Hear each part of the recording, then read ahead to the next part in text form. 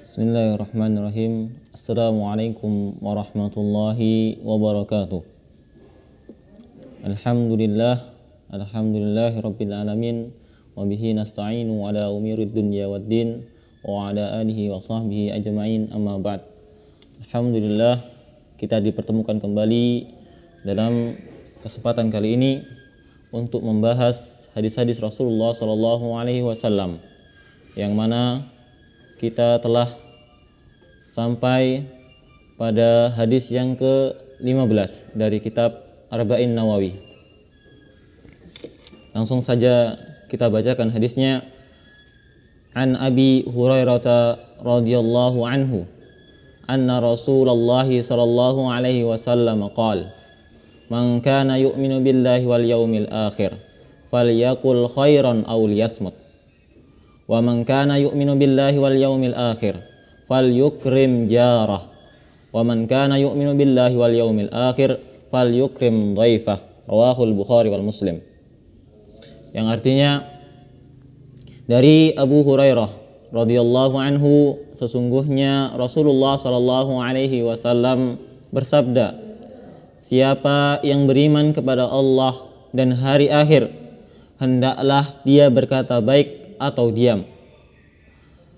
Siapa yang beriman kepada Allah dan hari akhir, hendaklah dia menghormati tetangganya. Dan barang siapa yang beriman kepada Allah dan hari akhir, maka hendaklah dia memuliakan tamunya. Riwayat Bukhari dan Muslim. Dari hadis ini kita dapat banyak mengambil faidah.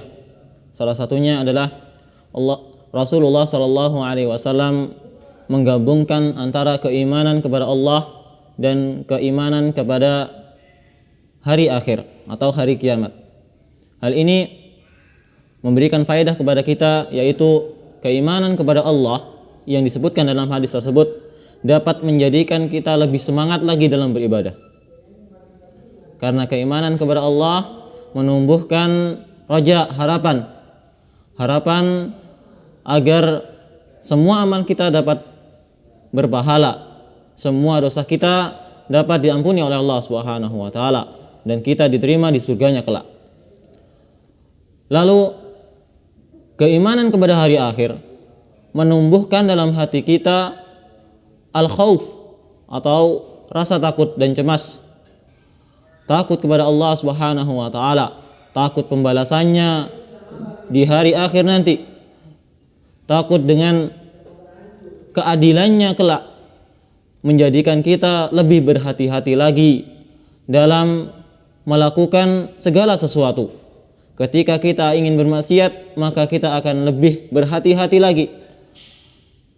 Ketika kita menjalankan sesuatu, kita lebih berhati-hati lagi. Apakah hal ini dapat menjadikan kita lebih berat timbangan kebaikannya atau keburukannya? Lalu ketika kedua hal tersebut digabungkan, keimanan kepada Allah lalu keimanan kepada hari akhir, dan ini menunjukkan bahwa hadis tersebut merupakan hadis yang sangat penting. Kalimat selanjutnya dari hadis tersebut merupakan sesuatu yang sangat penting. Kenapa sangat penting? Karena langsung dihubungkan dengan keimanan kepada Allah dan hari akhir. Yang pertama dari hadis tersebut yang diajarkan oleh Rasulullah sallallahu alaihi wasallam adalah untuk menjaga lisan, yaitu menjaga setiap perkataan yang akan kita ucapkan. Sebagaimana hadis tersebut, Rasulullah sallallahu alaihi wasallam berkata, "Falyakul khairan aw liyasmut." Engkau berkata, kalian berkata, orang yang beriman berkata yang baik atau ia diam. Menunjukkan diam itu lebih baik ketika seseorang ingin berkata akan tapi perkataannya adalah sesuatu yang tidak bermanfaat. Lalu Rasulullah juga mengajarkan dalam hadis tersebut keimanan berkaitan dengan segala sesuatu aspek yang ada di kehidupan sehari-hari. Bahkan di hadis tersebut keimanan dihubungkan dengan sesuatu hal seperti perkataan, menerima tamu, bertetangga, menunjukkan keimanan berhubungan dengan semua aspek yang ada dalam kehidupan. Lalu faedah yang selanjutnya yaitu Islam menyerukan kepada sesuatu yang dapat menumbuhkan rasa cinta dan kasih sayang di kalangan individu masyarakat muslim. Hal ini ditunjukkan dengan perintah Rasulullah SAW dalam hadis tersebut, yaitu untuk menghormati tamu dan untuk berkata baik serta agar selalu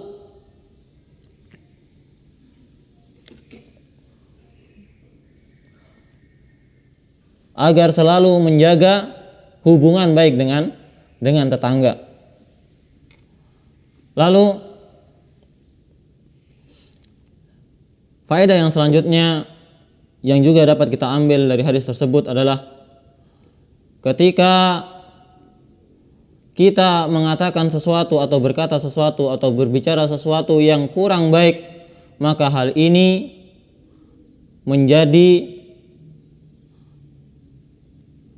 termasuk dalam keimanan kita.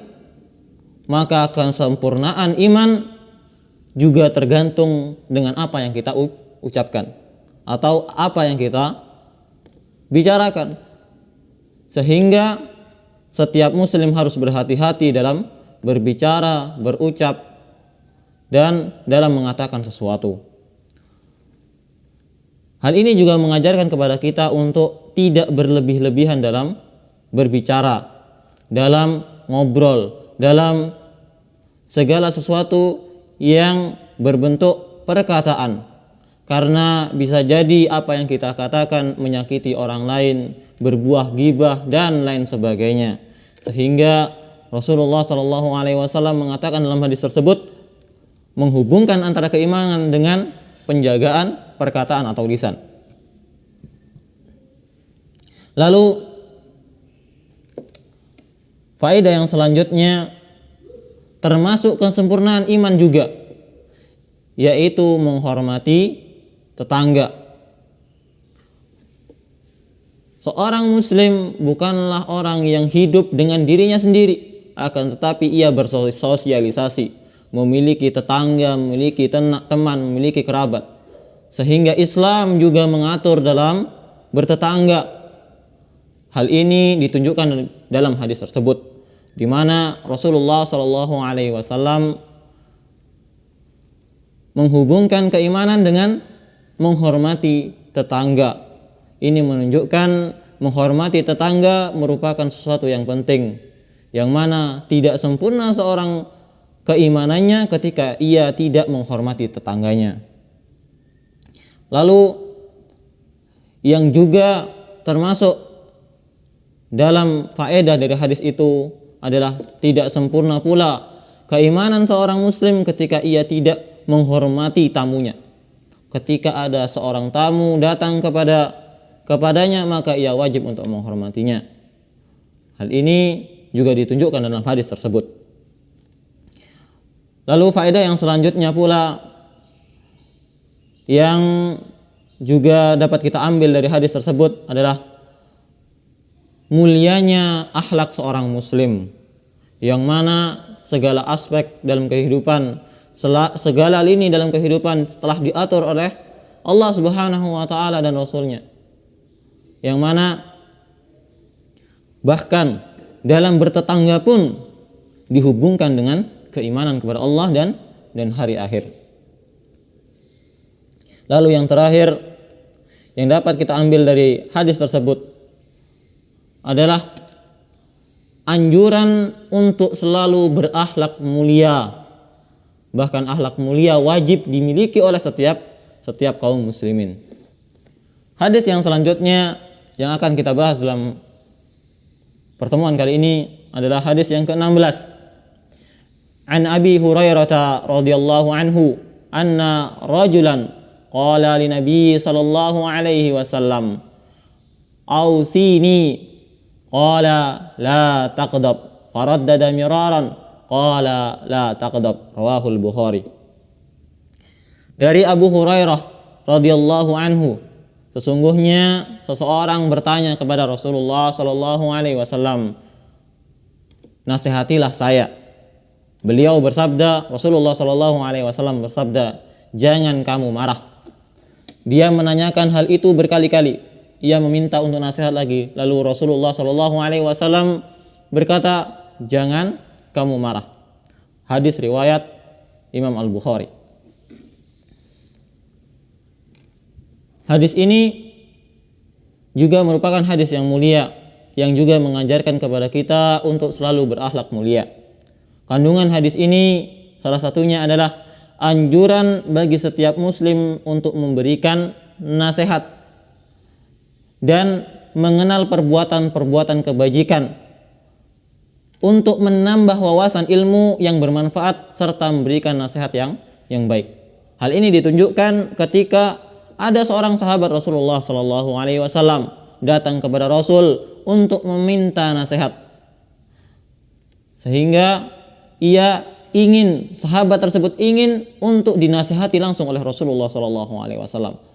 Maka seorang muslim seyogianya seperti itu, selalu haus akan ilmu, selalu haus akan nasihat.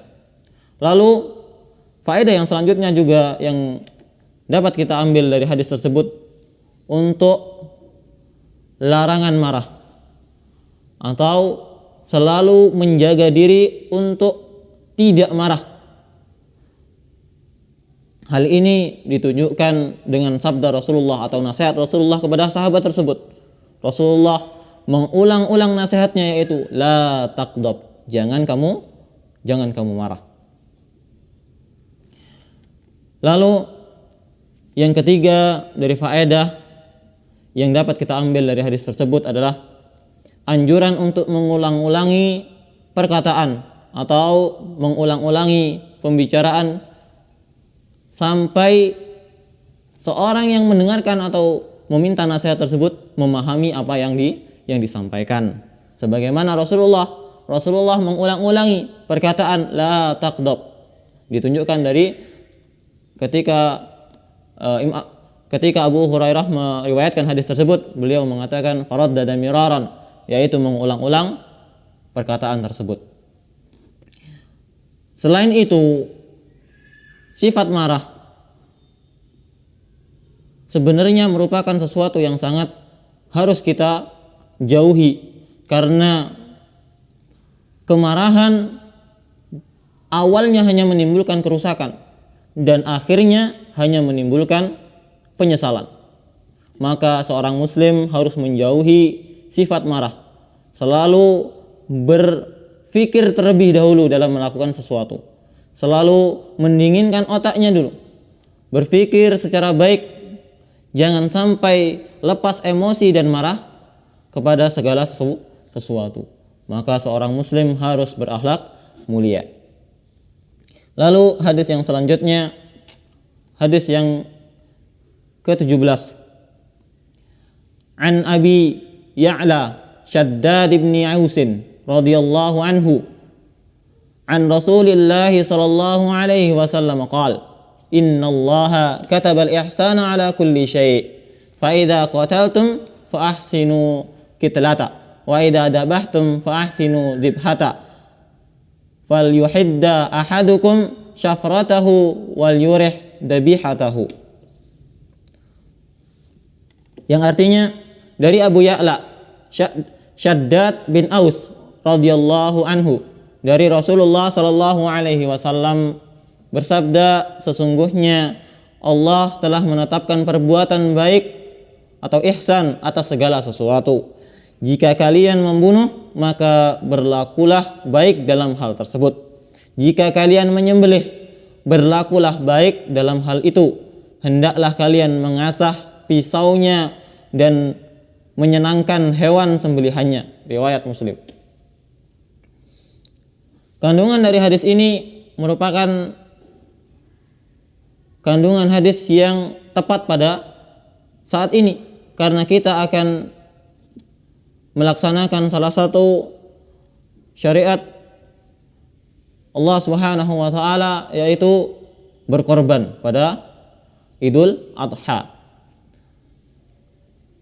Kandungan hadis dari hadis tersebut yang pertama adalah syariat Islam menuntut perbuatan ihsan atau perbuatan yang baik kepada segala sesuatu, setiap makhluk, manusia maupun hewan. Ini ditunjukkan dari hadis tersebut. Lalu yang kedua yang dapat kita ambil juga dari hadis tersebut adalah tidak boleh menyiksa, merusak tubuh sebagai sasaran dan tujuan. Ketika seorang muslim berperang, maka tidak boleh ia ketika membunuh ia memutilasi. Ketika dibunuh, ketika sudah meninggal, sudah tidak dilanjutkan lagi sehingga dicacah-cacah tubuhnya, tidak boleh. Hal ini ditunjukkan dari hadis tersebut. Sebagaimana ketika ia membunuh, berbaiklah ketika membunuh dengan sekali bunuh. Tidak boleh dicacah, disiksa dulu, disetrum dulu, atau dibakar dulu sebagian, atau dipotong dulu sebagian anggota tubuhnya. Ini tidak boleh. Ini merupakan sesuatu keharaman yang diharamkan oleh Allah Subhanahu wa taala. Ketika kita berperang atau melakukan qisas. Lalu hal ini kepada manusia. Faedah yang selanjutnya kepada hewan. Rasul juga memberikan perintah dalam hadis tersebut untuk selalu berbuat baik ketika menyembelih. Sehingga beliau mengatakan untuk mengasah pisaunya ketika menyembelih. Jangan sampai pisaunya merupakan pisau yang tidak tajam sehingga menyembelih sampai berkali-kali digesek ke lehernya. Ini merupakan suatu penyiksaan atau kezaliman kepada hewan kurban atau hewan yang akan disembelih. Selain itu juga yang sering kita lihat ketika Idul Adha, selain kurang profesionalnya ketika menyembelih, terkadang hewan sembelihan tidak ditutup matanya. Ketika hewan lain disembelih, diperlihatkan kepada hewan yang lain yang akan disembelih juga. Ini merupakan kezaliman pula. Maka ketika ia menyembelih hewan kurban atau menyembelih hewan, diharapkan untuk menutup atau menghalangi pandangan hewan yang lain yang ketika pada saat itu juga akan disembelih. Jangan sampai dilihat oleh hewan yang lain. Ini merupakan salah satu perbuatan baik kepada hewan ketika kita ingin menyembelih hewan tersebut. Maka wahai kaum muslimin, agar selalu berhati-hati dalam segala sesuatu, agar selalu menjaga akhlak kita dalam segala hal, dalam bertetangga, dalam berkata atau berucap, dalam menerima tamu, dan juga dalam ketika kita dalam peperangan atau membunuh qisas, atau dalam menyembelih hewan. Hal ini harus dijaga. Hal ini juga menunjukkan bahwa kesempurnaan Islam, yang mana Islam telah mengatur segala sesuatu dalam kehidupan manusia. Mungkin faedah-faedah tadi merupakan faedah-faedah yang sangat sedikit dari hadis-hadis yang sangat mulia yang diucapkan Rasulullah SAW untuk mengajarkan umatnya. Maka selalulah belajar, selalulah menggali faedah-faedah yang bisa diambil dari hadis-hadis yang lain dan hadis-hadis yang telah kita pelajari. Karena yang kita pelajari ini merupakan ilmu yang sangat sedikit. Maka teruslah belajar, semangatlah belajar untuk selalu menjadikan kita hambanya Allah yang selalu ingin berbuat menjadi lebih baik. Menjadi lebih baik dengan selalu belajar ilmunya haram halalnya Allah Subhanahu wa taala. Mungkin cukup ini yang bisa kami sampaikan. Semoga dapat bermanfaat bagi kita semua dan bagi semua yang mendengarkan nasihat ini. Wa akhiran, wassalamualaikum warahmatullahi wabarakatuh.